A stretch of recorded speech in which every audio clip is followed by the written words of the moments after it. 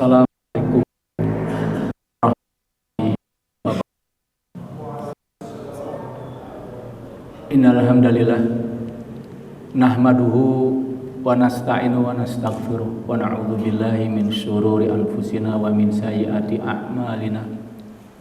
Man yahdihillahu fala mudhillalah wa man yudlil fala hadiyalah.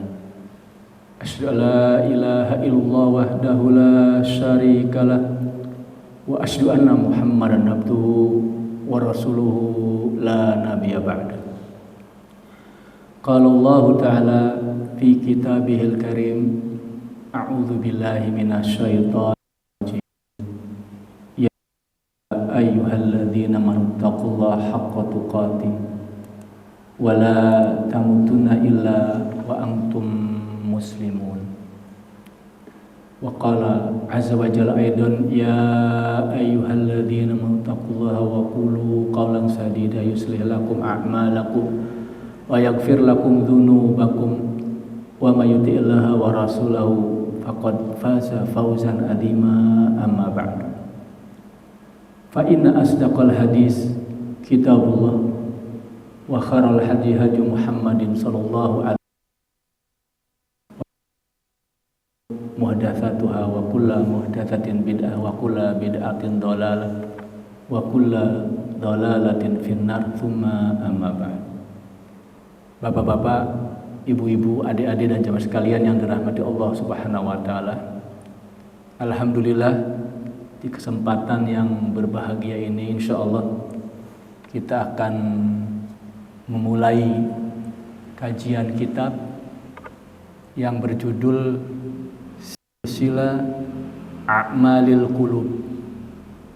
Silsilah A'malil Qulub,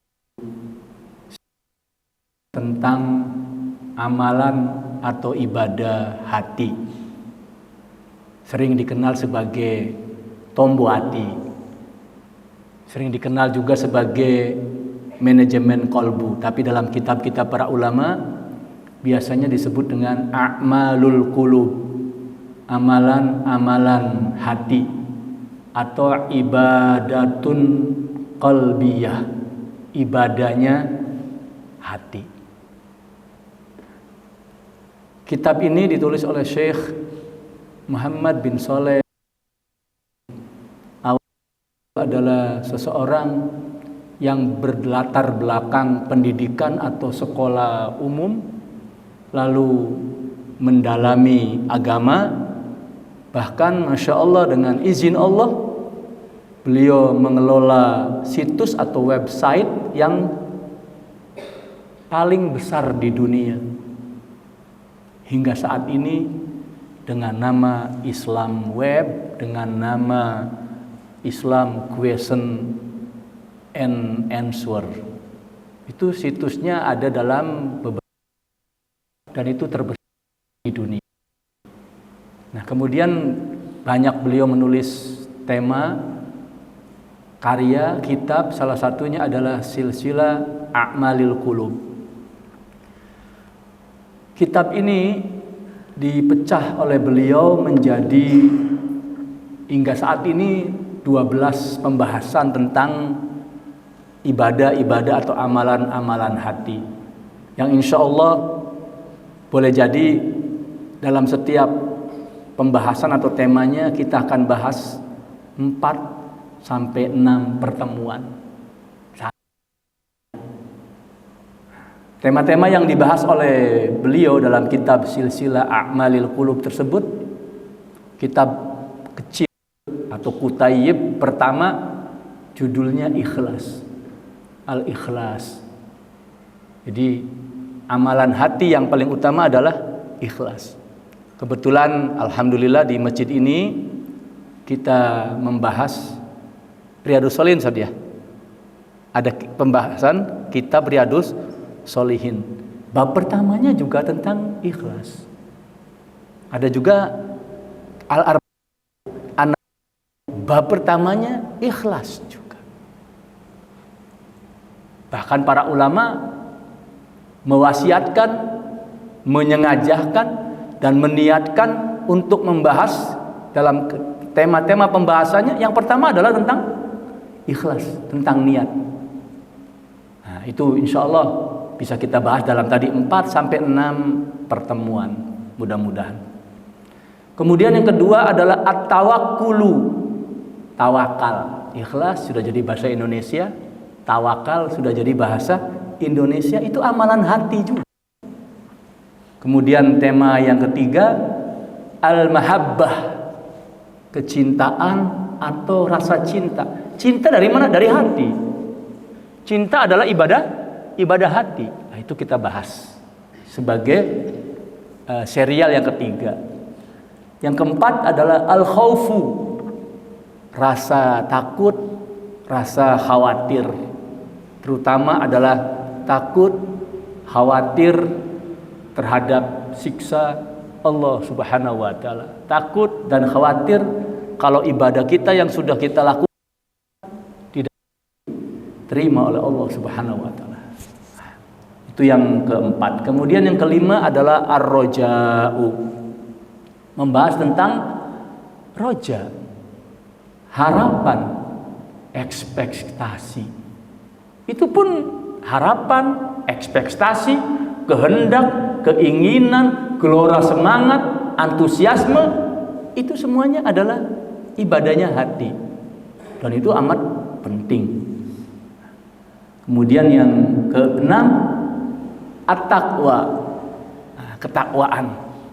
Dan kita dalam hitungan 1 bulan lebih sedikit akan memasuki bulan Ramadan, syahrut taqwa, bulan ketakwaan. Dan kalau kita perhatikan hadis-hadis tentang siam atau puasa, bahkan hadis-hadis dan ayat-ayat tentunya tentang ibadah secara umum, ketakwaan itu menempati posisi yang tinggi, bahkan menjadi tujuan utamanya. Itu adalah adanya di hati, sebagaimana Rasulullah sallallahu alaihi wasallam dalam hadisnya, at-taqwa hahuna, at-taqwa hahuna. Takwa itu di sini. Nah, itu akan kita bahas insya Allah. Bahkan dalam khutbah Jumat, takwa itu menjadi wasiat yang tidak boleh merasa bosan walaupun diulang-ulang. Bayangkan, sudah berapa lama kita hidup di dunia, sudah berapa lama kita mengikuti Jumatan, wasiatnya takwa, takwa, takwa. Dan itu adalah ibadahnya hati. Kemudian yang ketujuh, ar-ridho. Ridho atau keridoan. Ridho, rela, legowo, itu juga ibadahnya hati. Kemudian yang kedelapan, asyukru, syukur.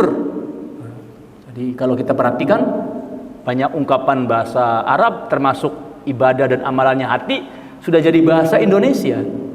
Ungkapannya asalnya dari bahasa Arab jadi bahasa Indonesia. Mari kita bersyukur. Itu ibadahnya hati, bukan sekedar lisan. Hati yang paling utama. Yang kedelapan. Yang kesembilan adalah as-sabru, sabar. Sudah jadi bahasa Indonesia juga, alhamdulillah kosakatanya.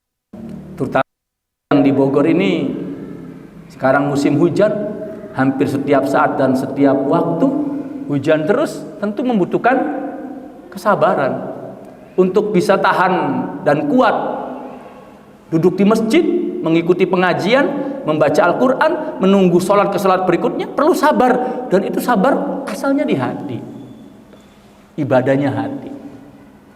Itu yang kesembilan. Yang al-waro', waro.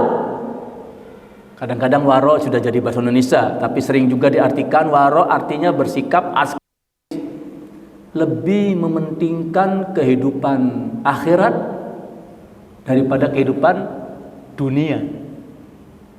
Waro juga bisa diartikan sikap untuk hanya mengambil yang halal, menjauhi yang tentunya haram dan subuhat, bahkan yang mubah pun diminimalisir.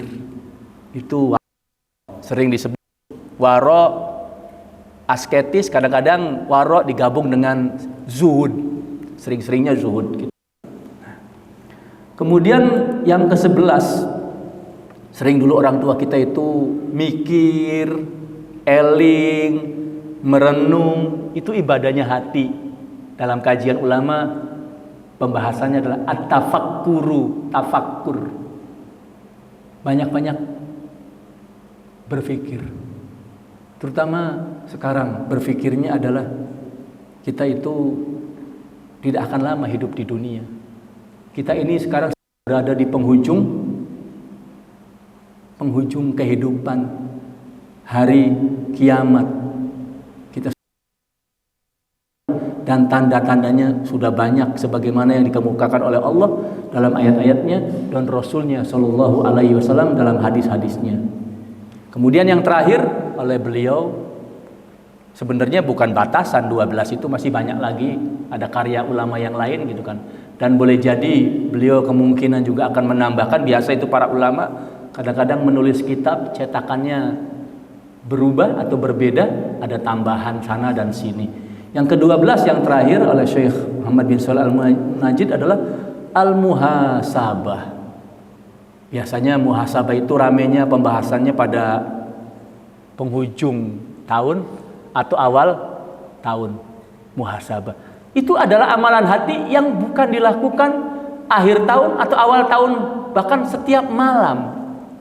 Ketika mengkaji tentang muhasabah berdasarkan ayat Al-Quran dan hadis Nabi Muhammad SAW serta berdasarkan pemahaman para ulama Ahlus Sunnah wal Jamaah, muhasabah itu tiap malam sebelum kita merebut tubuh kita di atas pembaringan atau kasur kita, itu melakukan muhasabah harian. Cuma mungkin yang kita lakukan muhasabah tahunan, muhasabah kadang-kadang sudah jadi bahasa Indonesia.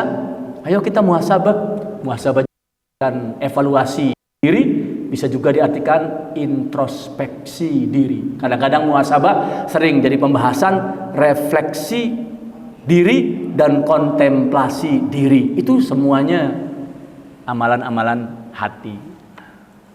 Bapak-bapak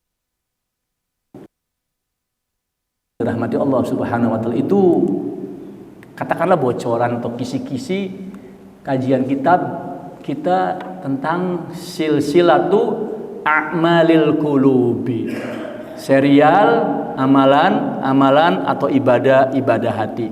Dan di pertemuan awal ini saya mengantarkan atau memberikan pengantar satu tadi. Alhamdulillah kita sudah kenal judul kitabnya, kemudian temanya ada 12. Kemudian penulisnya tadi Syekh Muhammad bin Shalih Al-Munajjid, dan buku beliau banyak diterjemahkan ke dalam bahasa Indonesia.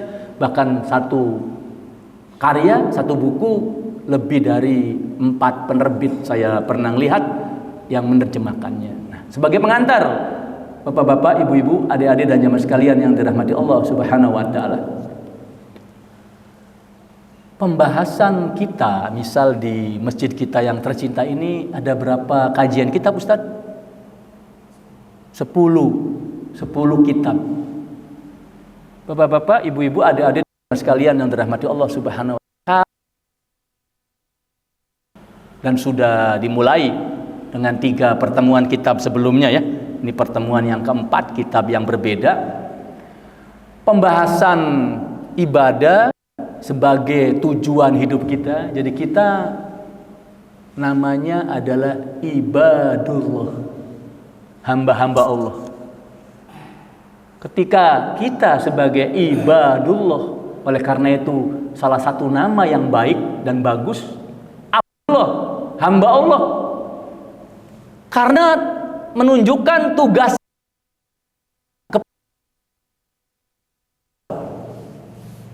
Abdullah, hamba Allah, ibadullah, hamba-hamba Allah. Tugas kita adalah beribadah kepada Allah Subhanahu wa taala. Dan ini yang selalu diingatkan, terutama ketika kita membaca firman Allah Subhanahu wa taala dalam Al-Qur'an surat Az-Zariyat. Allah berfirman, "Wa ma khalaqtul jinna wal insa illa liya'budun." Dan tidaklah kami, yaitu Allah Subhanahu wa taala, menciptakan jin dan manusia melainkan hanya untuk beribadah kepadanya. Subhanahu wa taala. Dan ibadah ini, bapak-bapak, ibu-ibu, adik-adik dan jamaah sekalian yang dirahmati Allah Subhanahu wa taala, definisi yang terbaik boleh jadi ada dua. Banyak definisi oleh para ulama dan itu tidak jadi masalah walaupun berbeda, saling melengkapi. Definisi yang bagus adalah bahwasanya ibadah adalah kamalul ma'a kamal at-tadarrur, atau kamalul ma'a kamalil mahabbah. Ibadah itu adalah upaya membuktikan kerendahan hati dan kecintaan. Jadi dalam ibadah yang paling utama adanya kerendahan hati. Oleh karena itu, salah satu representasinya atau bukti kerendahan hati adalah kalau sholat pandangannya ke tempat sujud. Kalau berdoa menengadahkan kedua tangan. Tunjukkan kerendahan hati disertai dengan kecintaan. Kerendahan hati, kecintaan itu amalan hati semuanya, bapak-bapak, ibu-ibu, adik-adik dan jamaah sekalian. Definisi konon ini yang paling terbaik, definisi ibadah yang terbaik adalah ismun jami'un likulli ma yuhibbullahu wa yardahu minal aqwali wal a'mali adh-dhahirati wal batinati. Ibadah adalah ismun, satu nama. Jadi ibadah itu satu nama agama berdasarkan Al-Quran dan hadis, dikaji oleh para ulama. Satu nama, satu isim yang bersifat luas, komprehensif, universal. Jadi ibadah itu dari yang dianggap paling sepele sampai yang paling tinggi, yang mungkin Ustadz kayaknya saya belum mampu. Luas sekali. Jangan terbatas pada rukun Islam. Itu yang namanya rukun saja. Dan rukun saja juga itu yang paling utama. Ada rukun yang lainnya, ada jenis ibadah yang lainnya. Banyak sekali.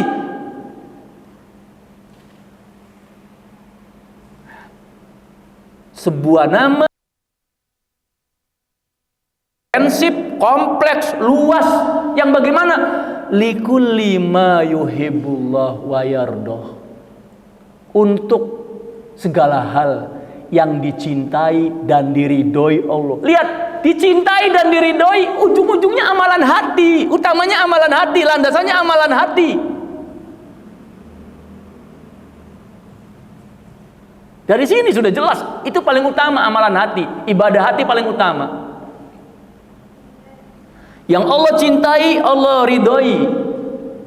Minal aqwal wal a'mali, berupa ucapan-ucapan dan perbuatan-perbuatan. Nah, dari definisi ini ada ibadah qauliyah, lisaniyah. Selain ibadahnya hati tadi, ada ibadah qauliyah, lisaniyah. Ibadah lisan, zikir, doa, baca Al-Quran, berdakwah, mengajar, itu lisan.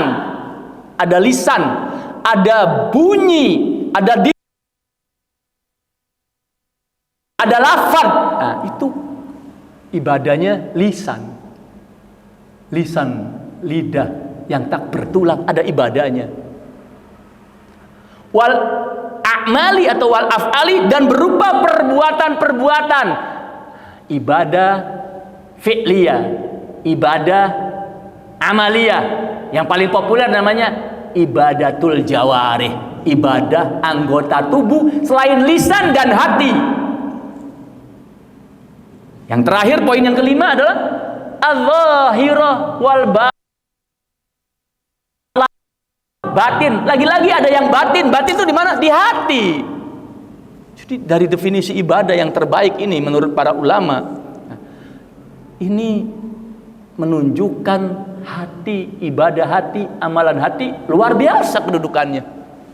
Tidak boleh dipicingkan dengan sebelah mata, tidak boleh disepelekan begitu saja. Harus jadi perhatian, harus jadi pembahasan.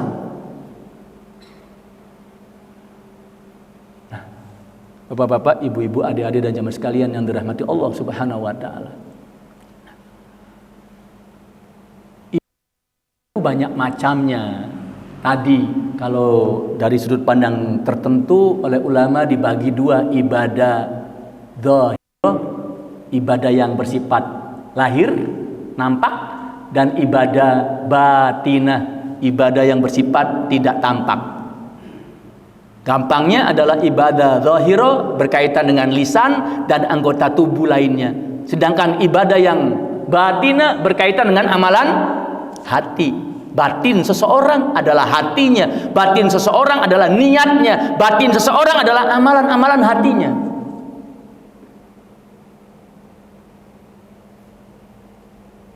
Batin, sukma, jiwa, itu kaitannya dengan hati kita, bapak-bapak, ibu-ibu, adik-adik dan jemaah sekalian yang dirahmati Allah Subhanahu wa taala.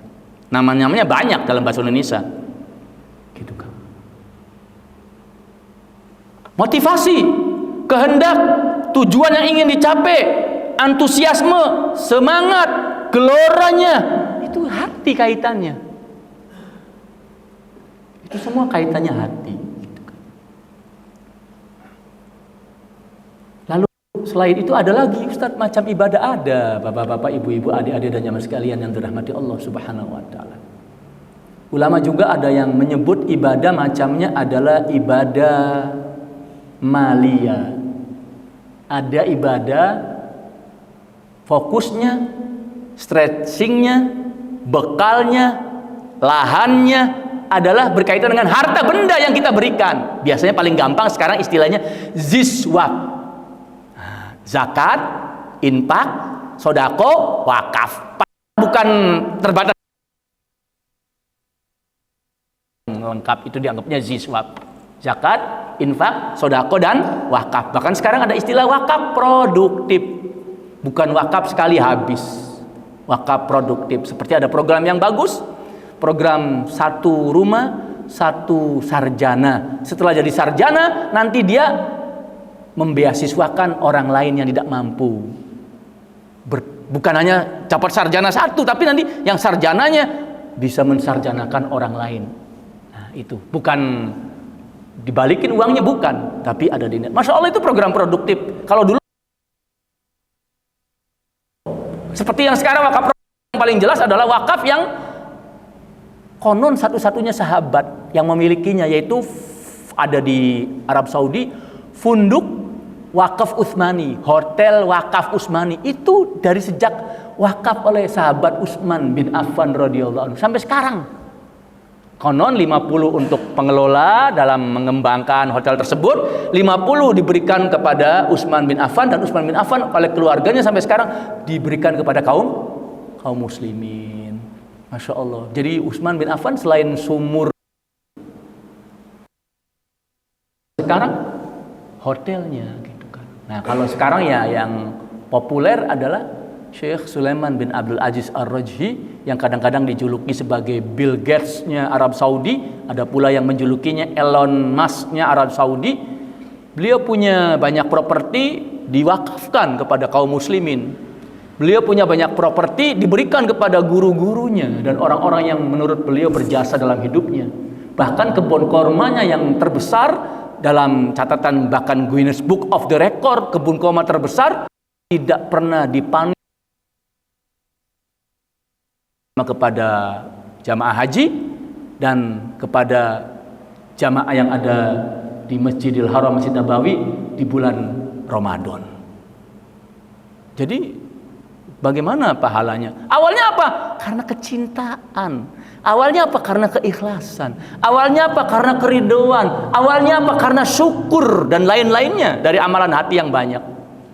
Oleh karena itu, bapak-bapak, ibu-ibu, adik-adik dan jamaah sekalian yang dirahmati Allah Subhanahu wa taala, ada dua ketika kita membahas kitab misalnya Silatul Malil Qulub, atau ada kitab-kitab lain judulnya Al-Ibadah Al-Qalbiyah. Ada kitab-kitab lain, satu kitab judulnya Al-Ibadah Al-Qalbiyah, ditulis oleh dua syekh gitu kan.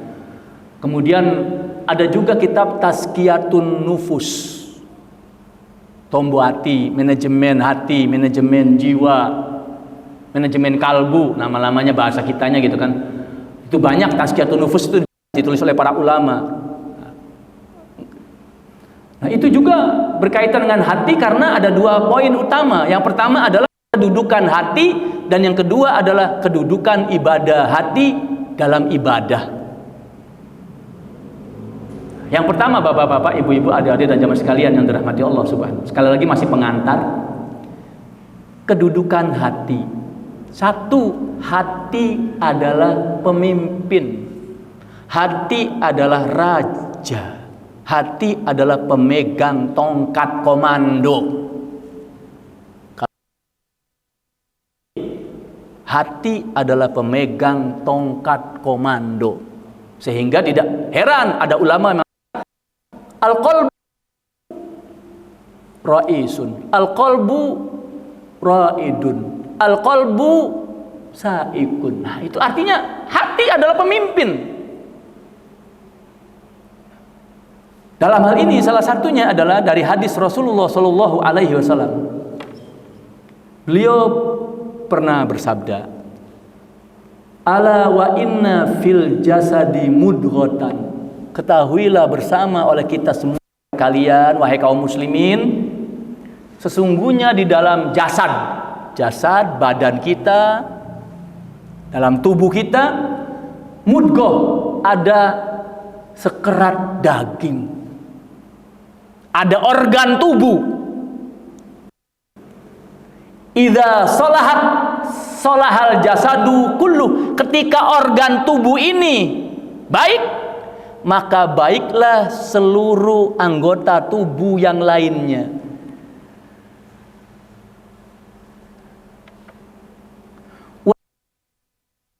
Sadal jasadu kullu. Ketika organ tubuh ini rusak, maka rusaklah seluruh anggota tubuh lainnya juga rusak.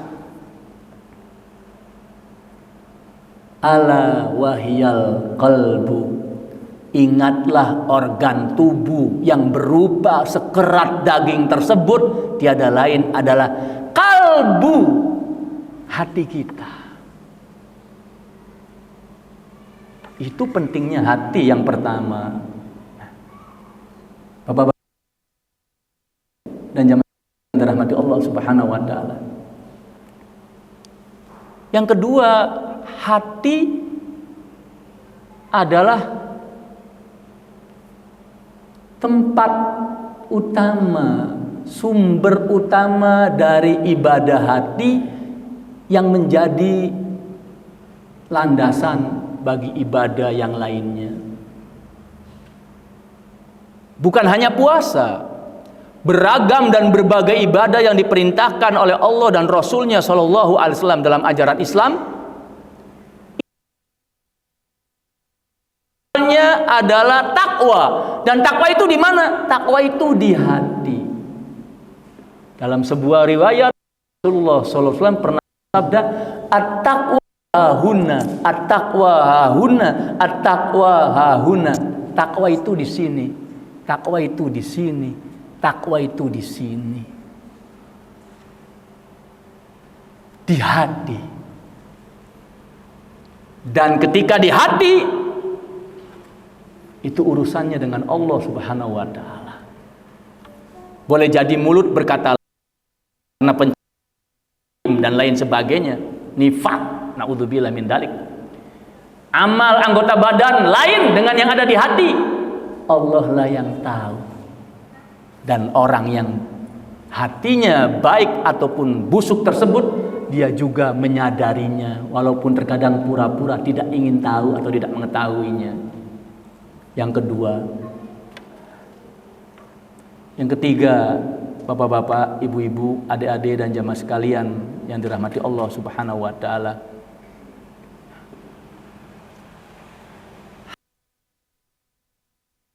Menjadi dasar bagi anggota tubuh yang lainnya. Anggota tubuh yang lainnya mengikutinya. Ada dua riwayat yang kadang-kadang disalah faham. Ini jangan sampai salah faham. Riwayat yang pertama, Rasulullah SAW bersabda, dakhalat imra'atun naro fi hirratin.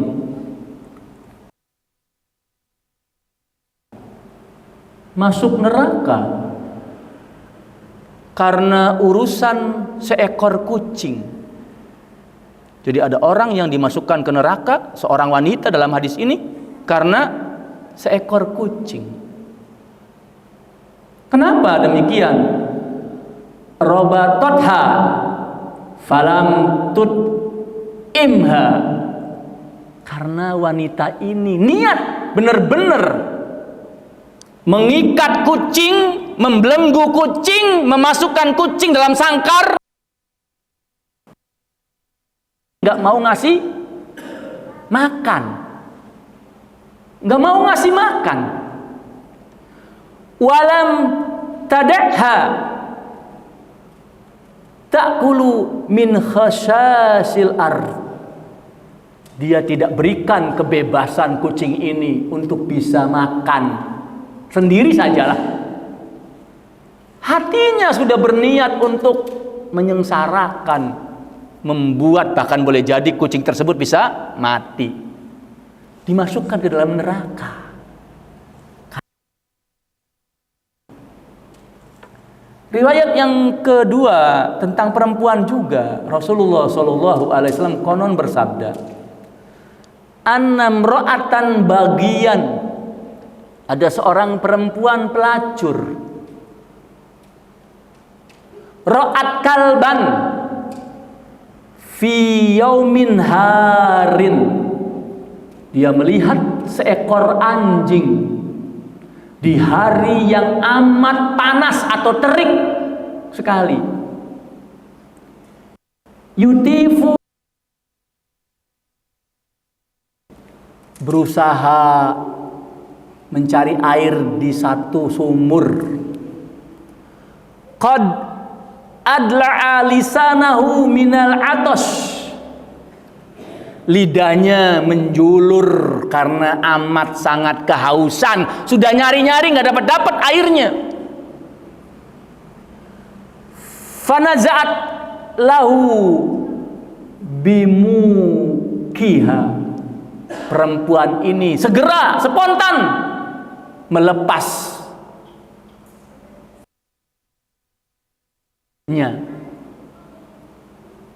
trompa yang bisa mengambil air, menampung air. Kemudian dikasih minum anjing tersebut. Faghufira laha, lalu Allah ampuni.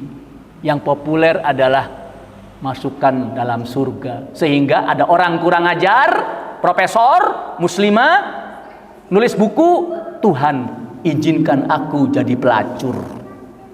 Dia lupa ini kasus tertentu, kasuistik. Diri dosa besar. Ini salah paham.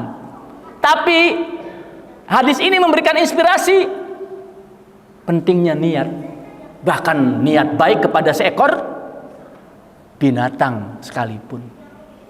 Lalu bagaimana niat baiknya adalah hatinya, kebaikan hatinya kepada Allah Subhanahu wa Ta'ala dalam beribadah kepadanya, kepada sesama makhluknya minimal paling maksimal, bahkan sesama manusia untuk juga beribadah kepada Allah. Karena ada ibadah yang bersifat langsung, ada beribadah bersifat tidak langsung. Salah satunya adalah yang disebut dengan muamalah nanti, fikih muamalah, ibadah interaksional dengan sesama makhluk, terutama manusia, gitu kan. Nah, ini sudah cukup bagi kita, bapak-bapak, ibu-ibu, adik-adik dan jemaah sekalian yang dirahmati Allah Subhanahu wa Ta'ala, untuk memperhatikan hati. Hingga konon ada ulama namanya dua Sufyan, satu Sufyan ibnu Uyainah, yang kedua adalah Sufyan Ats-Tsauri, pernah berkata, ma'alaztu syai'an asyadda min qalbi wa niyati. Mengopname atau mengobati, general check up sesuatu yang lebih berat selain niat dan hatiku. Kenapa? Dalam sebuah riwayat hati disebut hati litaqallubihi. Nah, suka berubah-ubah. Suka berubah-ubah. Hati ini suka berubah-ubah. Suka berubah-ubah. Maka harus perhatikan. Nah, termasuk ketika tugas kita adalah beribadah kepada Allah, maka keadaan hati kita sebagai ibadah qalbiyah, a'malul qulub, kita harus memperhatikan amal hati, ibadah hati. Bapak-bapak, ibu-ibu, adik-adik dan jamaah sekalian, di kajian kitab yang ada di masjid kita yang tercinta ini 10 itu, kajian tentang ibadah anggota tubuh, ibadah badan kita itu dikaji di kitab fikih. Jadi kalau kitab fikih itu pasti mengkajinya adalah fiqhul ibadah dan fiqhul alat, dibagi dua, adalah kaitannya dengan ibadah anggota tubuh, sholat, zakat, menggadai, utang piutang.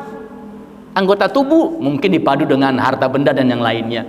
Tapi pembahasan tentang ibadahnya hati dikaji di kitab, dulu ulama kitab akidah, di akidah. Kalau sekarang kitab berbau akidah namanya Tazkiyatun Nufus. Artinya apa? Kaitannya akidah. Dan kita sudah sama-sama tahu bahwasanya pembahasan ibadah dan akidah menjadi dasar, landasan bagi ibadah, terutama adalah ibadah lisan, ibadah anggota tubuh, ibadah harta benda, dan ibadah lainnya selain ibadah hati atau amal qulub. Landasannya itu pertama, bapak-bapak, ibu-ibu, adik-adik dan jemaah sekalian yang dirahmati Allah. Yang kedua, ibadah hati, amal itu ternyata kalau kita kaji dalam kitab-kitab akidah dan bahkan kitab-kitab fikih juga, para ulama menunjukkan dua hal. Selain tadi menjadi dasar dan landasan, di dalam kajian ibadah yang dikaji di kitab akidah, bahkan di sebagian kitab fikih juga atau kitab lainnya, ibadah itu ada rukun, ada syarat. Nah, bapak-bapak, ibu-ibu, adik-adik dan jamaah sekalian yang dirahmati Allah Subhanahu wa taala. Ulama tiga. Yang satu ibarat kepala, yang dua ibarat sayapnya. Burung dari burung, sayap dari burung. Dan burung akan lengkap kalau dia punya kepala sebagai intinya dan sayapnya dua. Kepala burung yang menjadi dasar dari rukun ibadah adalah al-mahabbah, rasa cinta. Rasa cinta karena Allah kepada, dan kalau kita beribadah tanpa ada kecintaan, ibarat burung tanpa kepala, mati. Nah, yang dua ini sebagai sayapnya, yang kalau salah satu hilang tidak mati tapi nggak sempurna, nggak lengkap, sayang, sungguh sayang gitu. Adalah al-khaufu dan ar-roja. Sayap takut, khawatir, ekstasi. Setelah kita beribadah karena cinta kepada Allah, kita berharap ibadah kita diterima, ibadah kita diganjar dengan balasan, dengan surga yang setinggi mungkin, dengan kenikmatan yang sebanyak mungkin. Tapi kita juga khawatir ketika kita beribadah dengan cinta, ada harapan, khawatir malah kita tidak sesuai dengan keikhlasan, tidak sesuai dengan sunnah Rasulullah, dibalas dengan siksaan. Dalam sebuah riwayat tentang sholat saja kadang-kadang tidak 100% kita dapat. Dan rukun tadi, mahabbah, roja, dan khauf, amalan apa? Amalan hati. Berarti amalan hati menjadi rukun ibadah. Pendapat yang lain tentang syarat ibadah.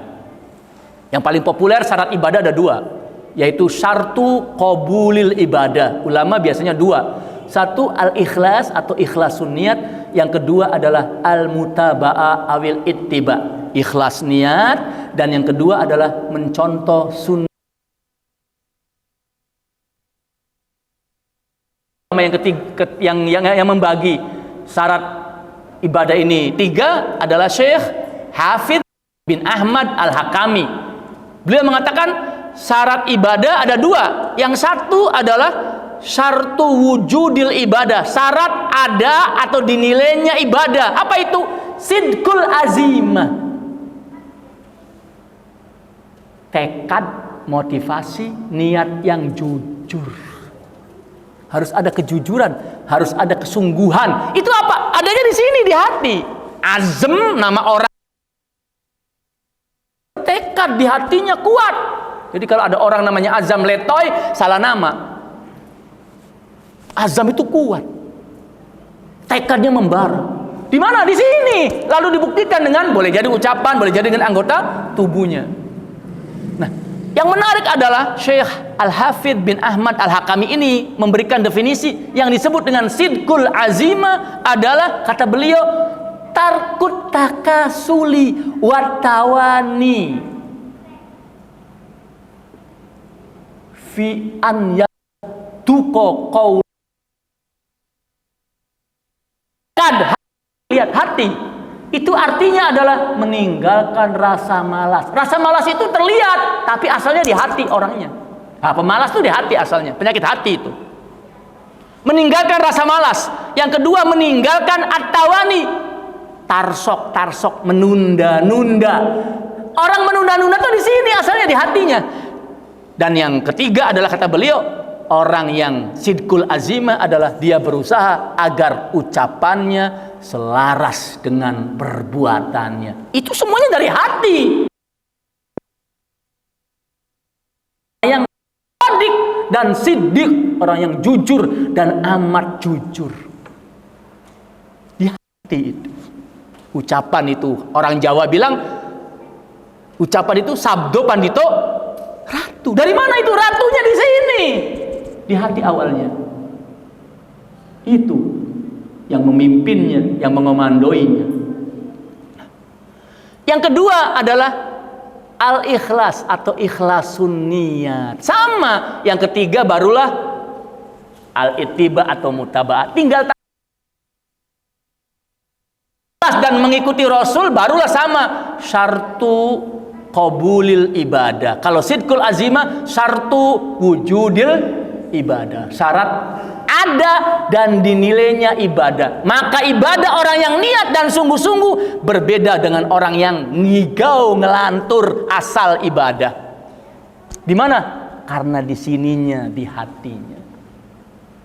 Sebagai tambahan, bapak-bapak, ibu-ibu, adik-adik dan jemaah sekalian yang dirahmati Allah, salat, zakat, puasa itu terkait dengan banyak.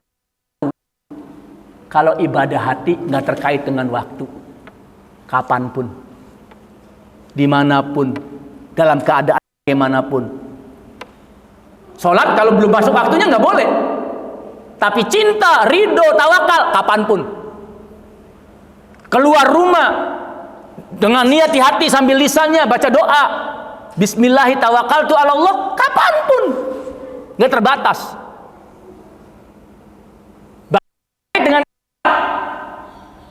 Terkait dengan tempat, gitu kan. Tapi ibadah. Dan yang terakhir, bapak-bapak, ibu-ibu, adik-adik dan jemaah sekalian yang dirahmati Allah Subhanahu wa taala, ibadah hati ini ketika misalnya kita tidak mampu melaksanakan ibadah yang bersifat fisik atau bersifat anggota tubuh kita, sakit misalnya, nggak bisa berangkat berjamaah ke masjid. Kalau ibadah hati, ya nggak usah mikirin harus ke masjid. Di rumah dalam keadaan terbaring, ibadah hatinya ada selain menjadi dasar. Bahkan ibadah hati akan dibawa pun. Kalau ibadah tertentu kan habis.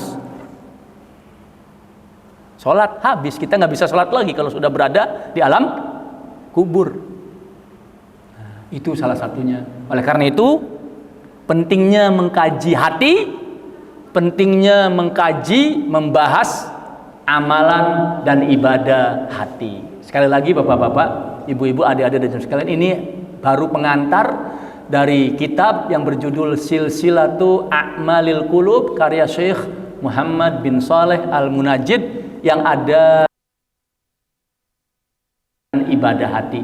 Dimulai dari ikhlas sebagaimana tadi yang telah disebutkan dan diakhiri dengan al-muhasabah, evaluasi diri, introspeksi diri, refleksi diri, kontemplasi diri. Mudah-mudahan Allah anugerahkan kita orang yang semangat dalam beribadah dan ibadah kita diterima dan ibadah kita dibalas dengan besar, salah satunya karena ibadah hati. Sebenarnya Ramadan salah satu yang kita ingat hadis Rasulullah SAW bersabda, "Man shoma Ramadana iman wah." Kata-kata imanan dengan sepenuh iman, wahtisaban, dan dengan sepenuh pengharapan. Iman dan pengharapan adalah ibadah hati. Masya Allah. Jadi bukan puasa perut, yang kadang-kadang puasa perut dan kemaluan, kata Rasulullah dalam banyak riwayat, tidak diterima kecuali lapar dan haus dahaga yang bisa ditahan saja. Baik, sebelum ditutup, dan insya Allah nanti kita akan masuk kepada kitab yang pertama, serial yang pertama, yaitu Al-Ikhlas. Ada yang mau ditambahkan? Ada yang mau diberikan catatan? Atau ada yang mau ditanyakan oleh bapak-bapak, ibu-ibu, adik-adik dan jamaah sekalian yang dirahmati Allah Subhanahu wa Ta'ala? Silakan, silakan Pak. Adik-adik nih, adik-adik sudah mulai banyak terlihat di kajian. Masya Allah, generasi yang akan datang. Silakan Pak.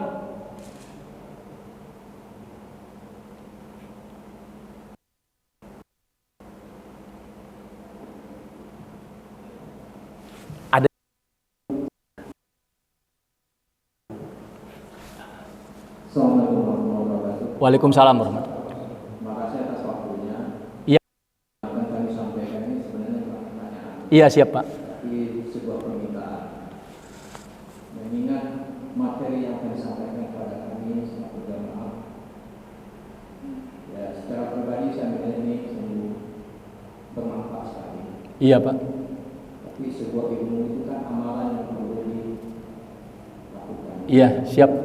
Tanpa amal, ilmu juga tidak bermanfaat. Iya. Sampaikan kesempatan mendatang, mohon ada pertimbangan dari Ustaz memberikan waktu yang cukup, kurang lebih 10 menit menjelang masuk waktu sholat sudah diberikan kesempatan untuk bertanya, menghindari nanti kami para jamaah segan bertanya mengingat waktu sholat sudah masuk. Iya Pak. Itu ada yang kami sampaikan permintaan kepada Ustaz. Sekiranya berkenan kami ucapkan terima kasih dan alhamdulillah. Iya Pak. Assalamualaikum warahmatullahi wabarakatuh. Waalaikumsalam. Iya. Iya Pak. Nanti kita koordinasi dengan DKM Pak. Insyaallah. Terima kasih Pak atas sarannya. Silakan Pak. Yang kedua. Waalaikumsalam warahmatullahi wabarakatuh. Ada satu pertanyaan Ustaz. Tadi dikatakan syarat ibadah ada dua ya. Yang pertama untuk tekad atau motivasi. Yang dua itu ikhlas dan mutabaah. Kalau itu tiga motivasi itu. Ya, kalau yang satunya motivasi atau sidqul azimah, motivasi yang benar, motivasi yang jujur, motivasi yang kuat, itu tiga. Gak jadi masalah. Ada ulama yang bagi dua, ada yang ulama bagi tiga. Ya, yang jadi pertanyaan di sini kan ada istilah ikhlas ya atau al-ikhlas. Nah, kalau misalkan kita ibadah dengan harapan ingin mendapatkan sesuatu, katakanlah pahala atau amalan gitu ketika kita melakukannya. Iya. Artinya kan ada sesuatu yang diharapkan. Iya. Itu bagaimana?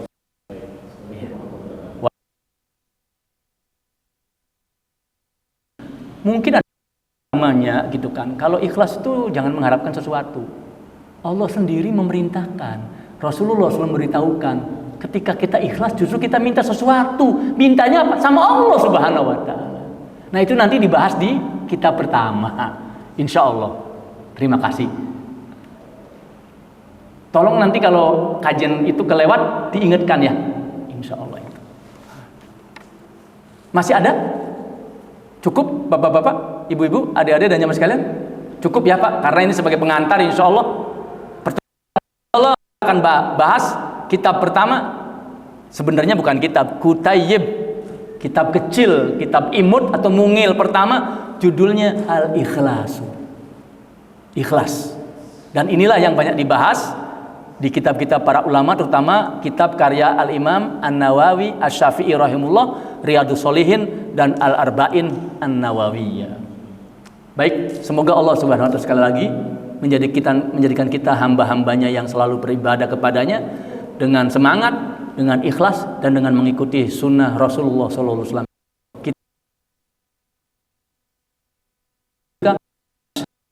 Anta astaghfiruka wa atubu ilaik. Assalamualaikum warahmatullahi wabarakatuh.